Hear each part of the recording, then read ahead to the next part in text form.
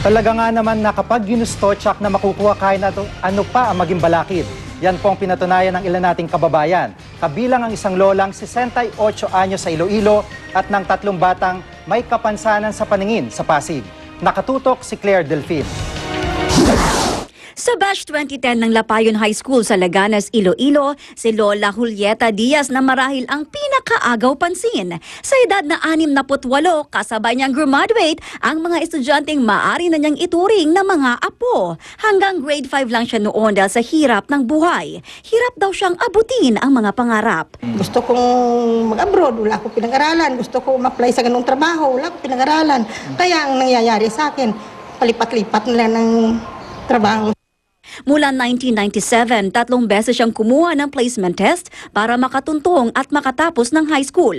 Kaya naman itinuring siyang inspirasyon ng mga kaklaseng ang tawag sa kanya ay Nanay Lita. Ang plano ko papasok ng kolehiyo, baka mag-i-enroll ako ng first semester muna. Anong kurso?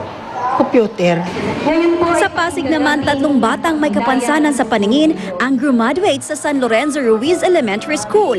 Laking pasasalamat ni Monet Mahinay, Mary Grace Campang at Carl Cedric Tanliben na may organisasyong tumulong sa kanilang makapag-aral kasabay ang mga ordinaryong bata. Nakabraille ang libro ni Monet at Cedric na totally blind. Enlarged copies naman ang kay Mary Grace na may low vision.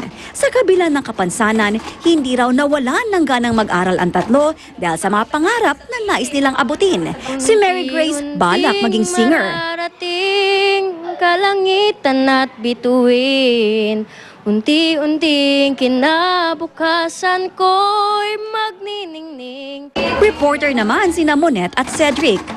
Yes, Mel, nandito ako ngayon sa San Lorenzo Ruiz kung saan nagaganap ang isang makasaysayang graduation. Ako po si Carl Cedric ng Liben, nakatutok 24 oras.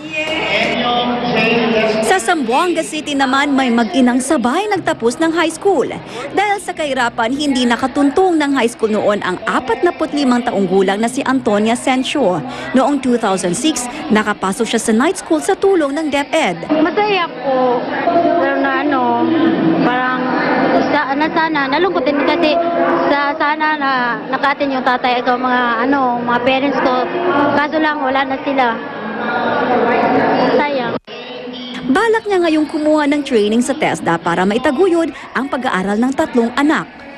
Sabay ring nagtapos ang mahigit 40 bata at kanilang mga magulang sa Reading Mentoring Program sa Calabanga, Camarines Sur. Proyekto ito ng mga volunteer ng Ateneo de Naga University, katuwang isang NGO at isang pribadong kumpanya. Ito raw ang unang pagkakataong isinama sa proyekto ang mga magulang. Tiniruan sila hindi lang magbasa, kundi maging ang kalagahan ng edukasyon. Claire Delfin, nakatutok 24 oras. Nailibing na ang ina ni Francine Prieto. Nagkaroon muna ng misa sa sementeryo bago ilibing si Ginang Amelia Falcon. Labis daw na mamimiss ni Francine ang ina pero alam daw niyang masaya na ito dahil natapos na ang kanyang paghihirap. May stage 3 ovarian cancer si Mami Amelia na kumalat sa kanyang baga. Sa ngayon, kakayanin daw ni Francine na tumayong ama't ina sa kanyang mga kapatid. Natatakot siya na baka pag wala na siya, wala na, di na namin kakayanin. Pero syempre, hindi naman po pwede yun. Kaya siguro ako nandito pa dahil ako na yung nanay, tatay ng mga kapatid ko. So kailangan ko maging matatag para sa kanila. May problema raw sa pag-iisip ang stalker ng Hollywood couple na sina Ben Affleck at Jennifer Garner. Kaya sa desisyon ng isang judge sa Los Angeles, sa halip na ipakulong, ay ipinag-utos niyang ma-admit sa isang state mental hospital si Stephen Berkey.